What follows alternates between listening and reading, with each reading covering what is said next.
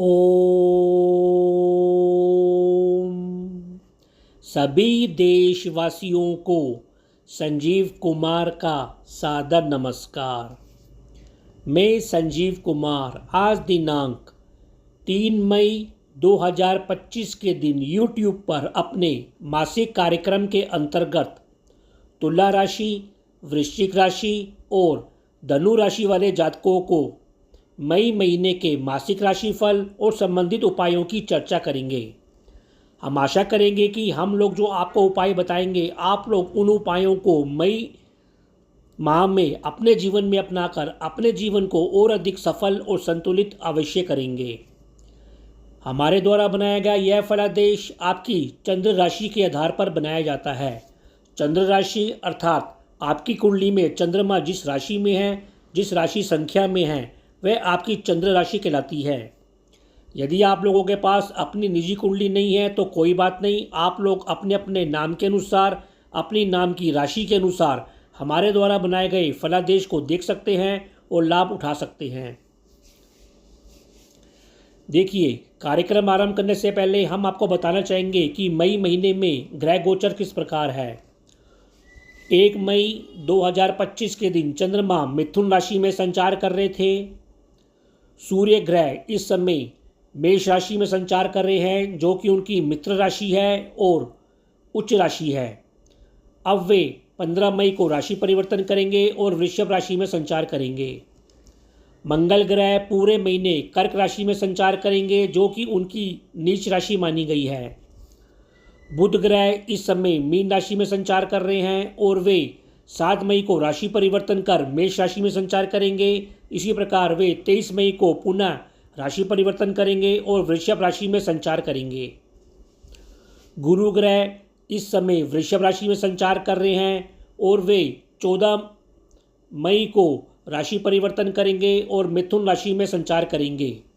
हम आपको बताना चाहेंगे कि मई महीने में 3 बड़े ग्रहों का राशि परिवर्तन होने जा रहा है, जिनमें गुरु ग्रह भी हैं। शुक्र ग्रह इस समय मीन राशि में संचार कर रहे हैं और पूरे महीने वे मीन राशि में संचार करेंगे, जो उनकी उच्च राशि मानी गई है। शनि ग्रह भी पूरे महीने मीन राशि में ही संचार करेंगे। राहु ग्रह इस समय मीन राशि में संचार कर रहे हैं और वे 18 मई को राशि परिवर्तन करेंगे और एक राशि पीछे आकर कुंभ राशि में संचार करेंगे, जो कि उनकी मित्र राशि है। केतु ग्रह भी इस समय कन्या राशि में संचार कर रहे हैं और वे भी 18 मई को एक राशि पीछे आकर सिंह राशि में संचार करेंगे। तो जैसा कि हमने बताया कि इस महीने 3 बड़े ग्रहों का राशि परिवर्तन हो जाना है। गुरु ग्रह, राहु ग्रह और केतु ग्रह, इन 3 राशि ग्रहों का राशि परिवर्तन होने से लगभग सभी राशि वालों के लिए आमूलचूल परिवर्तन आएंगे, बड़े बदलाव आएंगे। कई राशि वालों के लिए शुभ रहेंगे, कई राशि वालों के लिए सम रहेंगे और कई राशि वालों के लिए अशुभता ही अधिक देंगे। अब हम आपको बताना चाहेंगे कि तुला राशि वालों के लिए ये परिवर्तन किस प्रकार रहेंगे। तो तुला राशि वालों के लिए राहु ग्रह पंचम भाव में आएंगे, केतु 11वें भाव में आएंगे, जो कि उनको शुभ परिणाम ही अधिक देंगे। इसी प्रकार गुरु ग्रह भी अब उनके 9वें भाव में संचार करेंगे, जो कि शुभ फल ही अधिक देते हुए दिखाई देंगे। इसी प्रकार वृश्चिक राशि वालों के लिए इन 3 ग्रहों का परिवर्तन मध्यम है और कुछ असफलता ही अधिक देने वाला है, क्योंकि राहु ग्रह अब उनके 4थे भाव में आएंगे और केतु ग्रह उनके 10वें भाव में आएंगे, जिनका फल इन भावों में अच्छा नहीं माना गया है। इसी प्रकार गुरु ग्रह भी उनके 8वें भाव में आएंगे। 8वें भाव में गुरु का भी फल कोई विशेष अच्छा नहीं माना गया है। इसी प्रकार धनु राशि वालों के लिए इन 3 ग्रहों का परिवर्तन भी अच्छा माना गया है, क्योंकि राहु ग्रह अब उनके 3रे भाव में आएंगे और केतु ग्रह उनके 9वें भाव में आएंगे। इसी प्रकार गुरु ग्रह भी अब उनके 7वें भाव में आएंगे, जो कुल मिलाकर अच्छा फल देते हुए ही दिखाई देंगे। यदि आप लोगों ने अभी तक हमारे चैनल MS ज्योतिषला को सब्सक्राइब नहीं किया तो कृपया करके शीघ्र इस चैनल को सब्सक्राइब करें और साथ में लगे बेल आइकन को भी अवश्य प्रेस करें, ताकि हमारे द्वारा बनाए गए वीडियो का नोटिफिकेशन आपको शीघ्र मिल सके और आप लाभ ले सकें। यदि आप लोगों को हमारे द्वारा बनाए गए वीडियो पसंद आ रहे हैं तो इन वीडियो को अधिक से अधिक लाइक करें, शेयर करें और कमेंट करें। जिन लोगों ने अभी तक हमारे चैनल को सब्सक्राइब नहीं किया, कृपया करके वो हमारे चैनल को शीघ्र सब्सक्राइब करें। और यदि आप लोगों ने हमारे चैनल को सब्सक्राइब कर रखा है तो वे सब्सक्राइब ना करें। जी, हम अपने फलादेश का कार्यक्रम आरंभ करते हैं। तुला राशि अर्थात लिब्रा। देखिए, तुला राशि वाले जातकों का रुझान अभी कुछ मौज मस्ती करते हुए, भोग विलास संबंधी कार्य करते हुए, व्यर्थ के कुछ समय बर्बाद करते हुए, धन व्यय करते हुए, थोड़ा धन का निवेश करते भी हुए और रोगों के ऊपर मंथन और व्यय करते हुए कार्यों की ओर कुछ अधिक ही रमा रहेगा। वैसे आपका स्वास्थ्य इस महीने मध्यम बना रहेगा। 18 मई के बाद आपके स्वास्थ्य में धीरे धीरे सुधार होगा। रति निद्रा, आंखों संबंधित रोगों अब धीरे धीरे ठीक होते हुए दिखाई देंगे। फिर भी आपको पाचन संबंधित, पैरों और नसों संबंधित रोगों के प्रति सजगता बनाए रखनी चाहिए। जहाँ तक आपके आत्मिक स्वास्थ्य का प्रश्न है, वह इस महीने अच्छा बना रहेगा। आपको पिता वर्गों से सरकारी कार्यों पर सहयोग और धन की प्राप्ति बारंबार होती रहेगी। आप इस महीने धन का निवेश करते हुए भी दिखाई दे रहे हैं। मानसिक स्वास्थ्य भी आपका इस महीने मध्यम बना रहेगा और मानसिक खुशियाँ आपको प्राप्त होती रहेंगी। देखिए, राहु ग्रह जैसा कि हमने बताया कि 18 मई को राशि परिवर्तन कर रहे हैं। अब आपके वे छठे भाव से पंचम भाव की ओर आएंगे। तो धीरे धीरे अब आपको मित्रों, संतान पक्ष के साथ आप कुछ कुटिलता भरा व्यवहार करेंगे, प्रैक्टिकल व्यवहार करेंगे, डिप्लोमेटिक व्यवहार करेंगे और उन पर कुछ धन का व्यय भी करते हुए दिखाई देंगे। वैसे आप अपने धार्मिक दृष्टिकोण और कुटिलता के बीच झूलते हुए अवश्य दिखाई देंगे। वैसे शेयर बाजार और लॉटरी जैसे कार्यों से भी 18 मई के बाद धीरे धीरे आपको लाभ प्राप्त होता हुआ दिखाई देगा। शत्रु बाधा भी इस महीने धीरे धीरे समाप्त होती हुई दिखाई देगी। अब आप में कुछ संघर्ष की भावना में कमी आती हुई भी दिखाई देगी। सूर्य ग्रह आपके सप्तम और अष्टम भाव में इस महीने संचार करते रहेंगे। तो दाम्पत्य जीवन, पार्टनरशिप में आप ईमानदारी से कार्य करेंगे, कर्मठ होकर कार्य करेंगे। जीवन साथी के साथ व्यापार संबंधित कार्य करेंगे। आपस में कुछ धन का निवेश कर्म करते हुए भी दिखाई देंगे। पिता से इस महीने आपको सहयोग मिलता रहेगा। पिता का स्वास्थ्य भी इस महीने उत्तम बना रहेगा। बुध ग्रह भी आपके सप्तम और अष्टम भाव में ही संचार करते रहेंगे। तो दैनिक कार्यों के ऊपर, दैनिक रोजगार के ऊपर धन की प्राप्ति आसानी से होगी। आय में वृद्धि होती रहेगी। विशेषकर 7 मई के बाद से आपके इनकम में बढ़ोतरी होगी। जीवन साथी से मिलकर आप शिक्षा संबंधित, व्यापार संबंधित कार्य करते हुए इस महीने खूब दिखाई देंगे। गुरु ग्रह भी अष्टम भाव से 16 मई को नवम भाव की ओर आएंगे। तो भाग्य में अब धीरे धीरे वृद्धि होती दिखाई देगी। ईश्वरीय कृपा बनी रहेगी। सज्जन वर्गों से लाभ और सहयोग धीरे धीरे मिलता हुआ दिखाई देगा। बंधु वर्गों से भी संबंधों में आने वाले समय में सुधार होता हुआ अवश्य दिखाई देगा।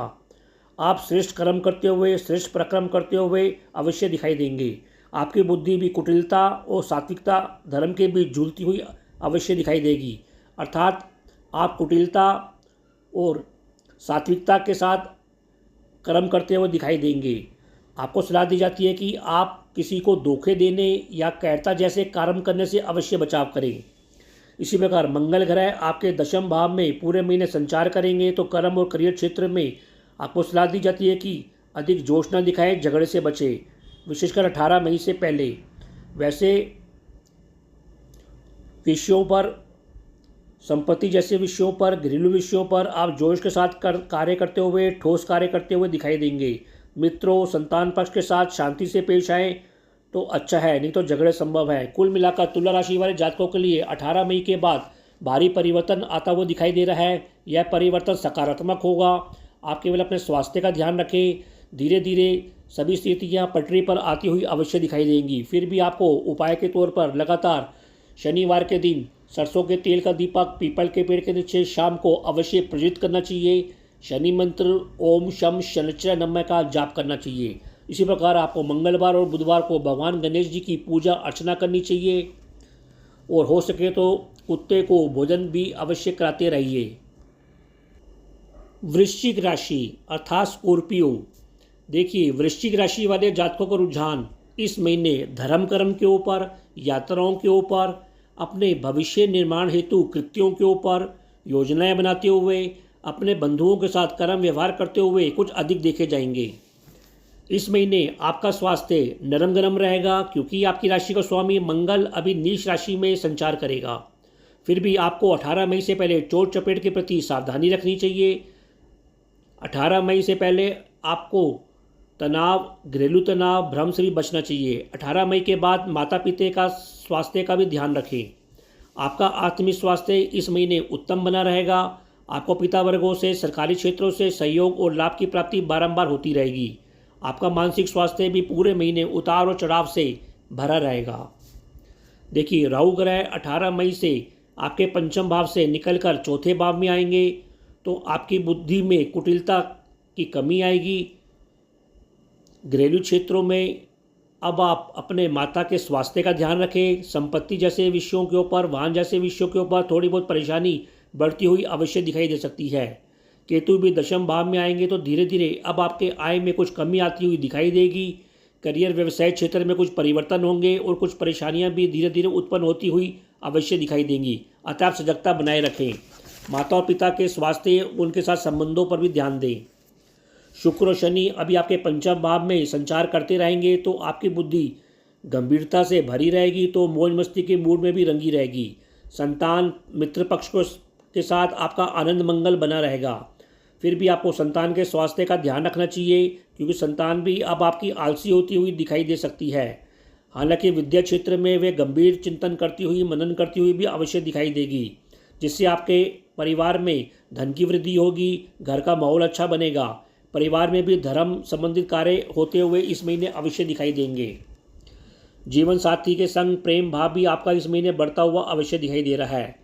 इसी प्रकार बुध ग्रह छठे और सप्तम भाव में संचार करेंगे तो आप धन का निवेश करते हुए भी दिखाई देंगे।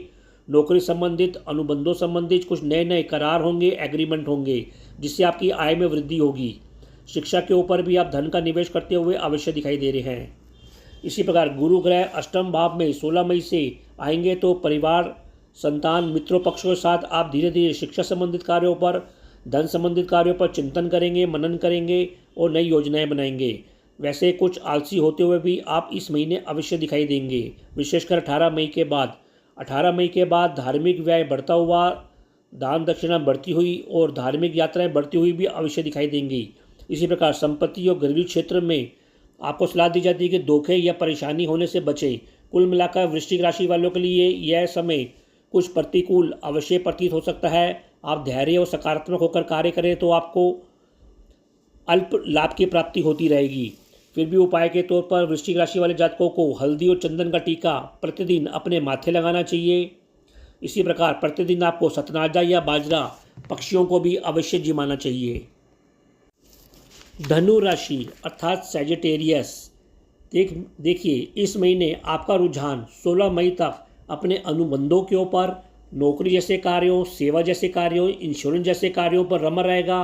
तो 16 मई के बाद जब आपकी राशि का स्वामी गुरु ग्रह राशि परिवर्तन करेंगे, आपके सप्तम भाव में आएंगे, तो आपका रुझान अब धीरे धीरे अपने दाम्पत्य जीवन के ऊपर, जीवन साथी के ऊपर, पार्टनरशिप के ऊपर, दैनिक रोजगार, दैनिक कार्यों के ऊपर, शिक्षा संबंधित, धन संबंधित विषयों पर कुछ अधिक रमा रहेगा। आपका स्वास्थ्य 16 मई के बाद धीरे धीरे सुधरता हुआ भी अवश्य दिखाई देगा। फिर भी आपको मोटापे के प्रति सजगता बनाए रखनी चाहिए। चोट चपेट से 18 मई तक भी अपनी रक्षा अवश्य करनी चाहिए।